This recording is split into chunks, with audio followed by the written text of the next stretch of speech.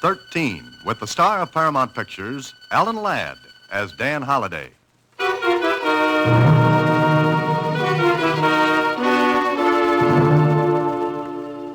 Dear Dan, I know all about your Box 13 ad in the Star-Times, but I'm writing to you as a friend to come and see me.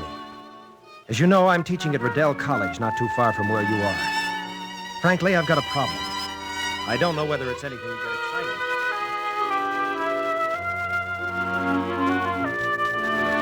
Excited about it or not. Matter of fact, it's sort of personal. But, well, will you come to see me? Bob Lanham. Yeah, it was a personal problem, all right, at first.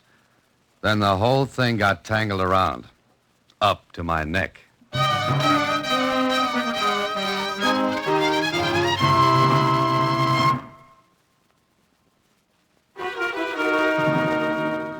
And now, back to Box 13 and Dan Holliday's newest adventure, The Professor and the Puzzle.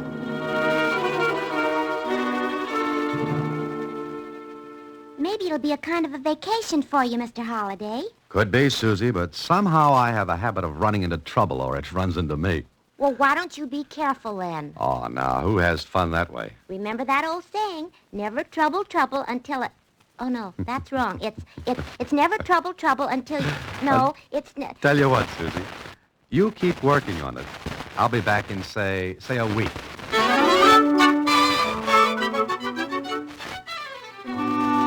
Riddell College in the northern part of the state was one of those little places where classes are more important than football, and education is still the prime reason for the buildings being there. I drove to the campus, found the teachers' club where Bob stayed. He was a bachelor. And later at dinner... I don't know, Dan. Maybe all this is silly, but... Well, I thought perhaps you could help. Well, I can't unless I know what's troubling you. Well, I was engaged to be married. Was? Who changed whose mind? Evelyn. I mean, she changed hers. Oh, I'm sorry, Bob. What happened? Well, I don't know, Dan. Everything was fine for a while, and then, poof, it's all off. And you don't know why? No. Well, did you say something? Do anything? Not that I know of, but... But what, Bob? Listen, let's forget it. I almost sent you a wire telling you to forget my letter. But you didn't. Which means you've got something else on your mind. Want to spill it? All right. But don't let Evelyn know I told you. Well, of course not. Well, everything was fine, as I said, until her uncle committed suicide. Suicide? Oh, I'm sorry, Bob. Now she's going to marry Ed Macklin. Oh, now, wait a minute. Her uncle killed himself, and that makes her break her engagement with you and tie up with this Macklin. Doesn't make much sense, does it? Not enough to do much good. That all you know? Yes. Just a day or so before he died, Evelyn sent back my ring. Just like that, huh? Oh, there was a note, but it wasn't an explanation. Just that she thought it wouldn't work. No hint of that before Uncle's death? None, Dan. Absolutely none. That's what's got me stumped. But I could understand it if it wasn't Ed Macklin. He's lots older than she is. Why, it was a kind of a joke between us that he... Who is Ed Macklin? Well, he was her uncle's assistant. Assistant? I'm making this as clear as a mud puddle. But Evelyn's uncle, Professor Gardner, was professor of mineralogy. Macklin was his laboratory assistant. Oh. And that's all I know. You sure? Well, of course. All right, now the $64 question. Why did Professor Gardner kill himself? Dan, believe me when I tell you he didn't have a reason in the world. Not a single reason.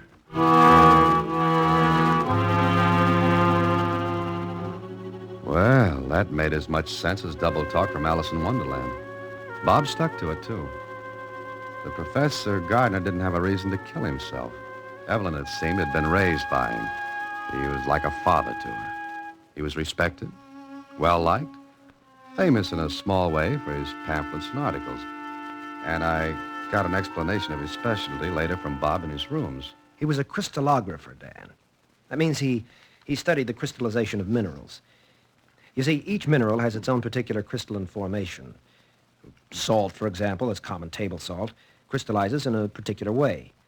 Galena, we used to call it the crystal in the old radio sets, you remember? That has another form of crystallization. Well, Professor Gardner was an expert. Well, was he working too hard? I don't think so. It was never work for him. Oh, I see. Well, what do I do now? I don't know. I thought maybe you could... Well, I guess it's hopeless. Look, Bob, is it certain that Professor Gardner killed himself? What do you mean? Well, you said there was no reason for suicide. There wasn't. Would anyone have wanted to kill him? No. You're sure, Bob? I said no. Everybody liked him. Maybe somebody didn't. I didn't know of anyone. And suddenly Evelyn breaks off her engagement with you just after her Now, uncle... look, Dan, I'm sorry I got you up here. I guess I was stupid to write to you. Go back and forget the whole thing. You're afraid Evelyn's involved. I'm not. That's what's in the back of your mind, but you're afraid to say so. I said I'm not. Okay, Bob. Still want me to go back? Well? No. No, you find out what you can, Dan. Without getting anyone in trouble. Trouble has a bad habit of popping up. I don't want it to. But you still want me to stay? I guess so. All right. But get this straight, Bob. I am not a detective. What do you mean by that? If I find anything fishy about this, I'll have to call the police. They've already been in. All right. I'll start from here.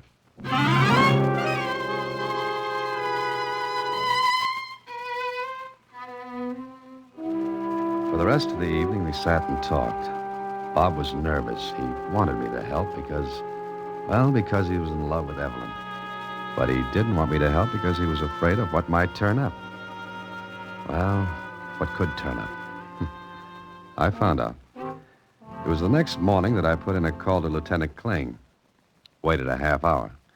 Then ambled down to the local police department of Riddell. Oh, yes, Mr. Holliday. Lieutenant Kling called here. Told me about you. I asked him to, Name's Carson. I'm chief of police here. Yes, I know. What can I do for you, son? Well, if I'm butting in where I don't belong, just say so, will you? Can't tell that till you spit out what's on your mind.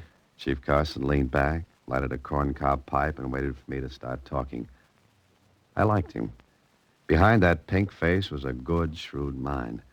I told him I had come to Riddell, and when I'd finished... Uh-huh. You ain't a detective. No, not even a private one. Just helping a friend, eh? That's all. Well, can't say as I can tell you any more than Bob Lanham did. You sure? Yep. Found Professor Gardner in his laboratory. Oh, at the college? No, he had a little workshop back of his house. He was sitting at his table there, his own gun in his hand. Shot himself through the heart. Oh? Something sound odd to you, son? Yes, a man doesn't usually kill himself that way. That's right. Usually in the head. But that's the way it was, huh? Mm-hmm. Tell me, are you satisfied with the case, Chief Carson? Gotta be, son.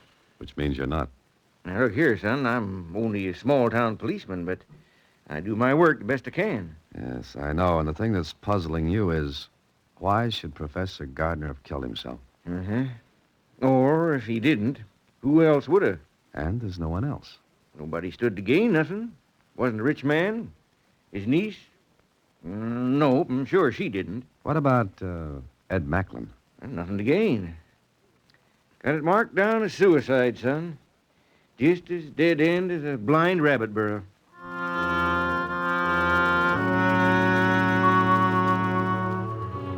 And so it was. A dead end. I didn't press Chief Carson any further. He was shrewd enough to look for clues, and there just weren't any. I went back to Bob's rooms and stopped outside the door. Sounded as though a square dance were going on, with hot music. I opened the door fast. All right, break it up. Come on, break it up. Bob, stop. Bob, get back now. Try it again, Lanham, and I'll turn it. Dan, get out of the way. Now, cut it out. Oh, let him come on. Get out of here, Macklin. For now, sure. But try to see Evelyn once more, and I'll beat your head in, that's all. He's a little bigger than you are, Bob. All around. I'll kill him. Now, take it easy. What happened? Well, I tried to see Evelyn this afternoon. She wouldn't talk to me. Macklin came in a couple of minutes ago, and, well, you saw what was happening. Yeah, I did.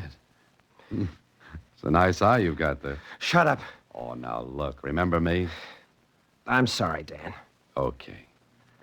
So that's Macklin. Uh-huh. Sit down, Bob. I don't want to sit down. Sit down. All right. Now, that's better. Now, How far do you think you're going to get by running into his fist? Now, listen, Dan, I've got to see Evelyn. I've got to find out what's going on. All right, maybe we will. Why is Macklin afraid to let you talk to Evelyn? I don't know, Dan. I take it he's, well, to use an old-fashioned word, a rival. I never thought so. But then, just before her uncle's suicide, she suddenly switches to Macklin. But why? Why should she? If we find the answer to that, Bob, we'll find out a lot of things. Now, let's get a side of beef and fix up that eye. You're going to look pretty silly teaching class tomorrow with a shiner.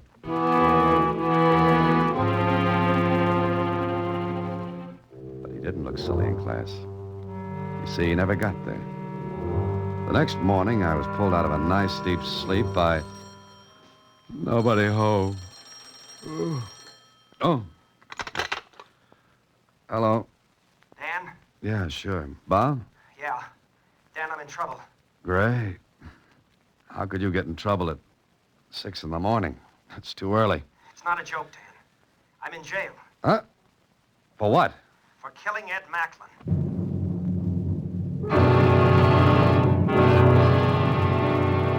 Of course I didn't kill him. I believe you, but look, haven't you got any alibi at all for last night? No. When you left me, I went for a walk to think things over.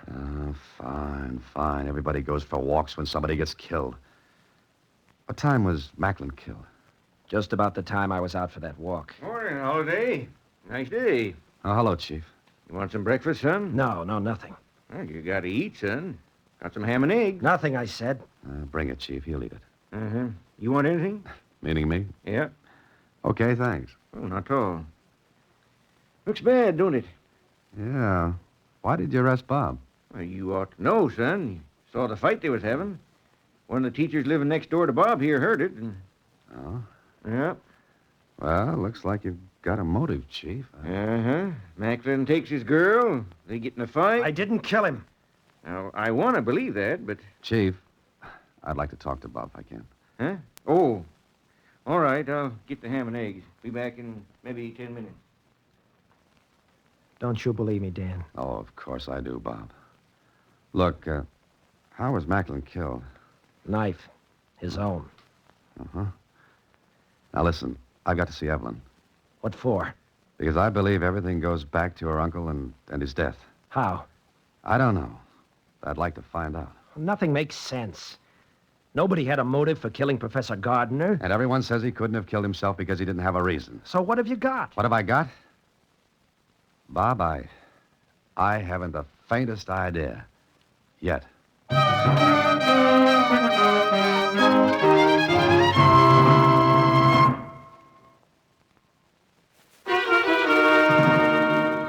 And now back to The Professor and the Puzzle, another Box 13 adventure with Alan Ladd as Dan Holliday. I didn't have a thing. Not a thing to go on. Bob was in a spot, but a good one. He had motive, opportunity. Yet I didn't think he'd kill. I believed he couldn't. And I kept thinking that Professor Gardner's suicide had something to do with Macklin's murder. But how? A harmless professor kills himself. His niece suddenly breaks off her engagement and switches to another man, and that man is killed, and who gets the brass ring on this merry-go-round? Well, it was about time to see Miss Evelyn Gardner. I found the address, drove there, and... No one answered the door, but I heard someone in the back. So I walked around the side of the house, and putting some papers into an incinerator was a girl of maybe 24, 25. She seemed to be in a hurry, anxious to get it over with. Then she turned when she heard my steps. Oh, who are you? I'm sorry. My name's Dan Holliday. Oh, yes, I've heard Bob speak of you. Oh, go ahead. Finish what you were doing. Well, I haven't got a match. I wanted to burn this rubbish. Oh. Here's a match. I'll light it for you. Oh, no, I can do it. Oh, it's no trouble. I said I'd do it. Well, all right. Here's the match. Thank you. Whatever she was burning, she was anxious to get it over with. But she was a little nervous, and the match went out. Oh, Please, have you another match? No, I'm sorry. I'm afraid that was the last one I had. Well, I'll have to get some. Will you come into the house? Oh, thank you. Did Bob come with you, Mr. Holliday? Bob? Haven't you heard? Heard? Heard what? No one's told you? Told me what? What are you talking about? Bob's been arrested for the murder of Ed Macklin. Oh, no. No, he didn't. How do you know? Oh, we've got to see him. That might help, but how can you be sure Bob didn't do it? Oh, he couldn't have. Then who did? I don't know. I don't know, but it wasn't Bob. It has something to do with your uncle's death, doesn't it? No, nothing. How could there be a connection? I'm asking you. I'm going to Bob. I've got to see him. She was gone. I watched her drive away, then I hurried back to the incinerator. It was stuffed with papers. I dragged them out. Newspapers, wrapping paper, and then a little sheaf of receipts. Registered mail receipts for parcel post packages. And the signature of the sender was M.A. Gardner. Professor Martin A. Gardner. Now, why was Evelyn burning these? I looked a little longer and found something else. A carbon copy of a letter. It was partially torn, and all I could read of it was, "And this is the last job. Because it's the biggest, I want more than my usual fee. If I don't get it, you'll never get the finished products." And it was signed with the initials M.A.G. Martin A. Gardner. Okay, so I had a lead. But where would it get me? I found out. I didn't go back to the jail because I wanted to look a little longer at those papers I'd found. There was also a bank book, and the deposits totaled over $12,000. But it was in the name of Samuel Stoner. The bank was in the city, not in Riddell. Back in my hotel, I was trying to figure this out when...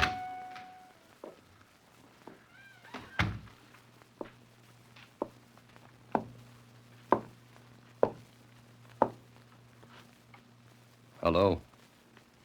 You know, that thing's liable to go off. Yeah, it could. Mind if I sit down? I wasn't expecting company. I'll sit down anyway. Okay. Now that you're rested, goodbye. In a hurry? That's right. Not so fast, sweetheart. Stay sitting. That's better. What do you want?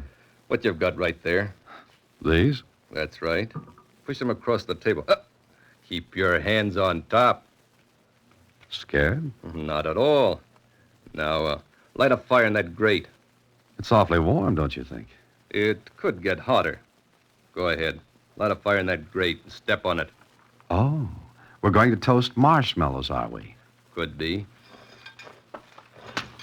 Now, put some paper on it. Oh, pardon me, you don't have a log with you, do you? I'll bring one the next time. Now, throw that stuff on the fire. All of it. But I haven't looked it over yet. Throw it on. Well, what could I do? I threw all the stuff on the fire, watched it burn away. My company did, too. Watched it burn, I mean. He was a cool cookie. Then... Pretty, isn't it? I used to sit in front of a fireplace and read when I was a kid. But you didn't get to be president. No, that's true. Poke it up a little. See that it's all burned. It is? Good. Now I'm going. Oh, I was hoping you'd stay for dinner. We could put up a spit and roast a chicken. Oh, I almost forgot. You're to stop nosing around. Well, I guess I have to, with that stuff burned. That was the idea. Yes, I suppose you'd have killed me as you killed Macklin. A shot in the dark, but it hit.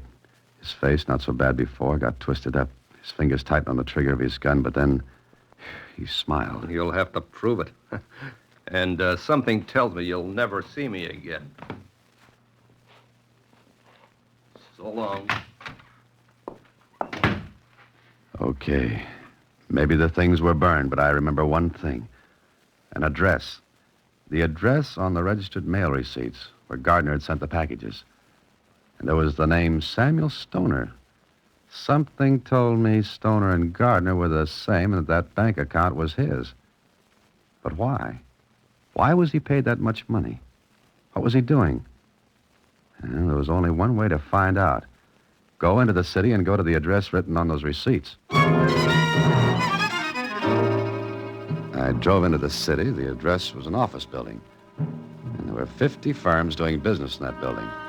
I looked at the directory in the lobby. No good.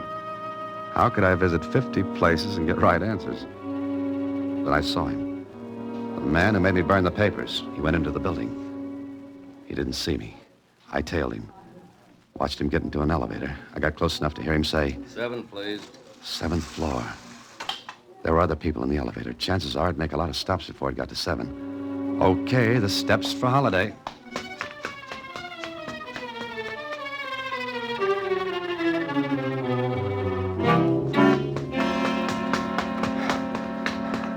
I wondered if I'd made it then.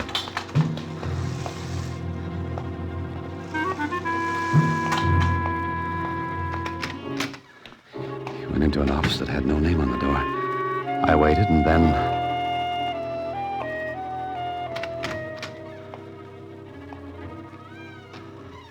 There was an outer office with no one in it. What about it? Then I heard voices. Are we clear? Macklin's dead. You killed him, I suppose. Uh-huh. But it looks like someone else did. It was a perfect setup for a frame. Oh, the niece business, huh? Yeah. Oh, and there was another guy nosing around. He picked up some stuff the girl was going to burn. Who was he? Why didn't you bump? Look, 2 bump-offs are enough. I only signed for the Gardner job. All right. Here's your money. Now that I know what the gimmick was, I want more. Oh? Yeah. Don't reach for anything. All right, I'll cut you in on this. That's better. Wait a minute. This other fella. Don't worry. I made him burn the stuff he took from the incinerator. You idiot, you should have... I told you killing Macklin wasn't in on the deal. But he had this. I had to kill him to get it. You sure you're clean on the Gardner thing? I know I am. I killed him with his own gun while the machines in that shop were running. Nobody heard the shot. Suicide. All right, now get out of here. I'm taking this with me. Put that down. Don't worry. We'll split on it. I just want to make sure there's no double cross. Now, see you later. I stepped back, waited. Then as he came through the door, I knocked the gun out of his hand and grabbed it. Stay where you are. What the... Well, so you were followed. Shut up. I'll take what you brought back. No. Hand it over, Cookie. Come on. Well, well, well. Okay, let's all take a trip to headquarters. Well, with those 2 sweethearts safely tucked away, I began to put the pieces together. I did some reading, then I went back to Riddell. Went back to see Bob. Dan, where you been? Playing tag with a man, Bob. Got a phone call, Holiday, from the city. You're letting me out? I think they are. Yep. No more free meals on the town, Bob. Come on. But Dan, what happened? We've got to go see Evelyn right away and straighten out a few things. Now, sit down. Both of you. Evelyn, Yes? I think I know the whole thing. Yes, I guess you do. What's everyone talking about? Why was I let out of jail? Because you didn't kill Macklin. And Professor Gardner didn't commit suicide. He didn't? Well, how do you know? He was killed. Look, Evelyn, Bob would have been convicted of Macklin's murder if I hadn't... Well, Bob, Professor Gardner was doing illicit diamond cutting. What? Yes, he had a perfect setup for it. The shop where he worked cutting and polishing his mineral specimens. The stolen diamonds were sent to him. He recut and polished them so they could be offered for sale. Isn't that right, Evelyn? Yes. But Macklin. I think you'd better tell him, Evelyn. Ed Macklin found out. Then my uncle was killed, and Macklin knew why. You mean he threatened to expose your uncle if you didn't marry him? Yes. He wasn't sure until after Uncle Martin was killed. Killed by a hired killer. Hired by the man who was sending the diamonds to be recut. Professor Gardner was going to quit, but he received one last diamond. The biggest. He wanted more than his usual fee, or he would keep the diamond. But Evelyn, how does she come into it? Well, naturally, Evelyn wanted to protect her uncle's name, but Macklin's death prevented it. You see, Macklin found the big stone, and he was killed because he did.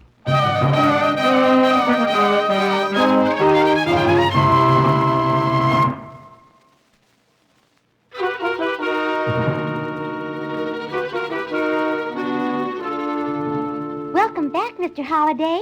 Did you have a nice vacation? Susie, it was just as if I'd never been away. Huh? You mean you didn't take a vacation at all? Well, not exactly, Susie.